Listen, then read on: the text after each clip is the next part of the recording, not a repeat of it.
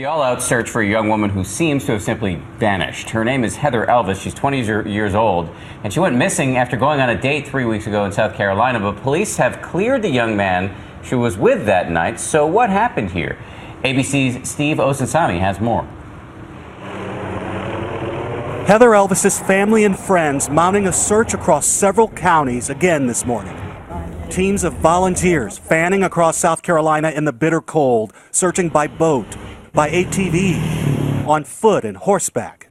No amount of attention, no amount of law enforcement, no amount of work, effort that I do or anybody does is ever going to be enough until she's back home again.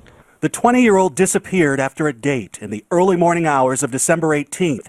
Police say the young man she was with had nothing to do with her disappearance and say they have no person of interest. There's no clear indication of why she left the apartment again after the date. There was no obvious signs of anything that occurred at the apartment. Earlier that night, her date was teaching her how to drive a stick shift in this small parking lot. She called a friend afterwards to say how well the date went. Her father says she sent him a text. It was this picture of her driving the car that night. For years, I tried to teach her how to drive one, and I just didn't have the patience to do it. And now she was doing it on her own. I'm very proud of it.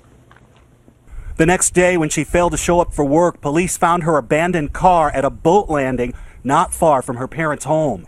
I think that everybody should take a moment to hold their family and tell them that they love them, because sometimes it's not enough to just assume that they know.